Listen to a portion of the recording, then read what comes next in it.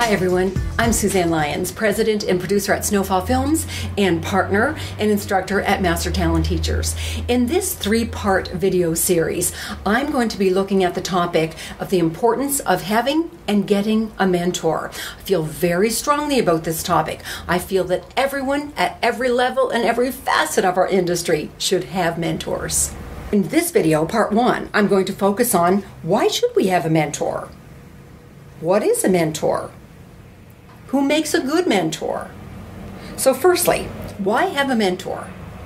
Well, if you haven't noticed, there are 7 billion of us on the planet. And chances are there are people out there who have done what you are wanting to do. So you don't have to reinvent the wheel here. You know, in the entertainment industry, for some reason, I think we feel like we're a lone ranger. And you don't have to be. You know, the one thing that human beings all have in common on this planet is that we love to contribute. So let people contribute to you. You know, it could save you years off of the mistakes that we, tend to make without that kind of help. And it can open up doors for you that could save you years off moving your careers forward. What is a mentor? A mentor is somebody who, first of all, you respect, who could advise you. They could advise you, for example, on your project goal, on your strategic plan, on your target list. They can even help you finesse your pitch.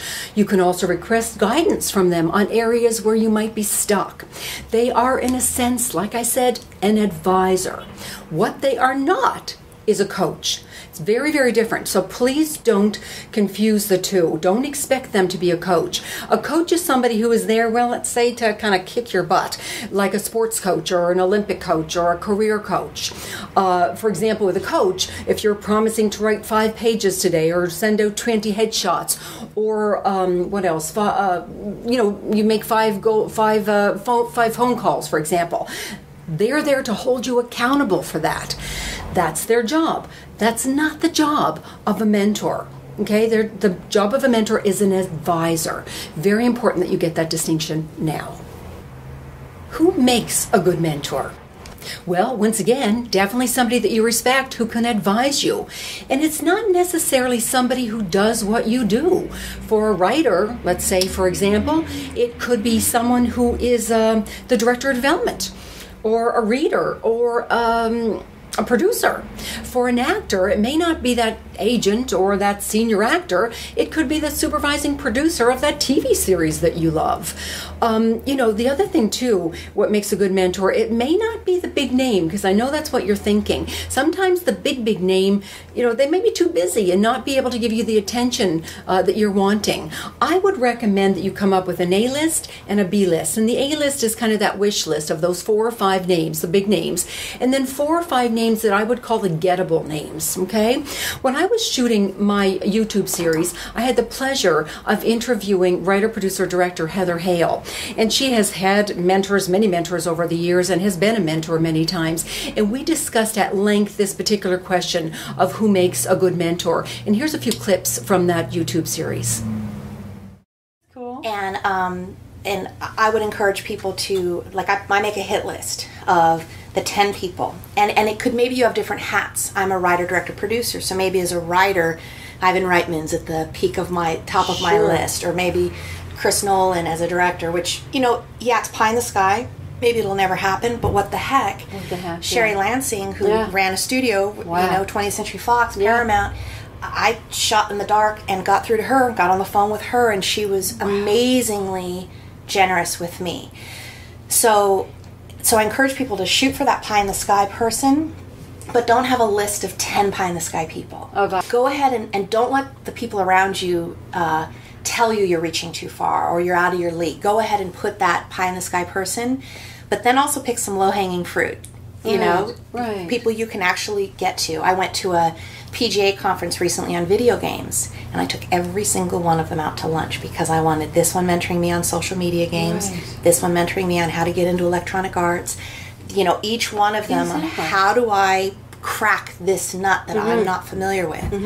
And then in the middle, and maybe you don't know that this is this expert. maybe you know as an actor, I need an agent at a boutique agency that reps lots of series regulars. So you may not know who it is. You know the type of person it is. Right, or right. you want to be a sports agent and you want to find who does branded entertainment for athletes.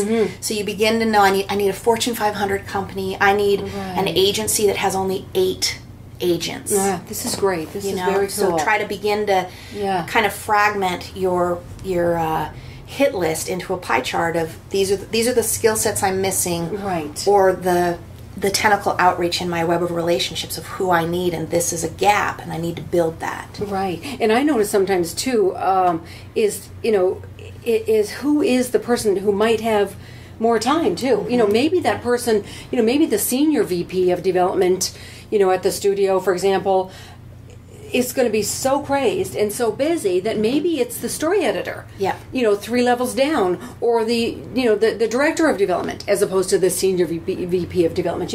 I've noticed that too, Heather. It's like sometimes that person, and they may be more willing because maybe they've been in your shoes, more recently than their boss has. Yes. Or their boss's boss has. So sometimes they'd be more willing to, to really nurture you and help you. Yes. And also maybe have the time to do. And one of the things I tell my students is, make a list of your top 10 favorite films. Yeah. And then what are the top 10 best films of all time? Well, they ought to be the same damn list, right? Maybe some of them should definitely overlap. Judging that list? So if that list is full of guilty pleasures, Raiders of the Lost Ark maybe is not a classic, or Sleepless in Seattle, but they may be your favorites. Oh yeah, Shakespeare in Love. What were they? Those are mine. Mine too. Shawshank, and even The Prestige. Yeah. What were the ones? The Groundhog Day. Oh, God, I've seen it probably 10 times. And who worked on those things? And who is the right person for you that shares your value system, your sensibility? Exactly. Who would you just be honored to work with? Go after them. That's brilliant. That is so brilliant. Nothing, as you were saying that too, which what I thought of is sometimes think a little bit outside the box too. It's like, if you're an actor, I know your brain was automatically going to, maybe a senior actor or whatever, but maybe it's not. If you're dying to be on a TV series, maybe it's the supervising producer of that TV series. Maybe it's the writer of somebody totally different from the whole acting world. So put some thought into that too. It's not necessarily that agent or that senior actor or whatever. It could be a completely left center. I will be doing 2 more videos and articles that go along with this topic of getting a mentor. In fact, in the next time, I'll be talking about how do you approach the mentor, what do you want from your mentor, and of course, very important, the importance of being prepared when you have your mentor. And then in the 3rd video, in part 3, I will look at the mentor etiquette, the do's and don'ts of having a mentor, very important as well.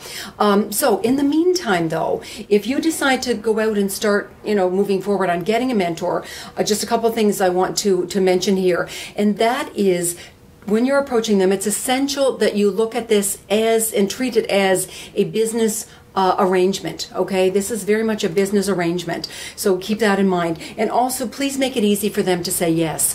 When I was teaching the Flash Forward workshops in the Flash Forward Institute for years, one of the things that I always recommended was, say, 3 10-minute conversations over a 4-week period. 1 half-hour coffee meeting could be another way. 1 lunch hour, you could have together. Something that's easy and doable. Something that makes it easy for them to say yes. Okay, and that's it. We're good for today for part 1. I've really enjoyed bringing this to you, and I really look forward to bringing part 2 and 3 to you as well. Once again, in the meantime, do some homework. Start working on your A list and your B list on who would be a good mentor for you. My name's Suzanne Lyons, and this is MasterTalentTeachers.com. Thanks so much for joining me.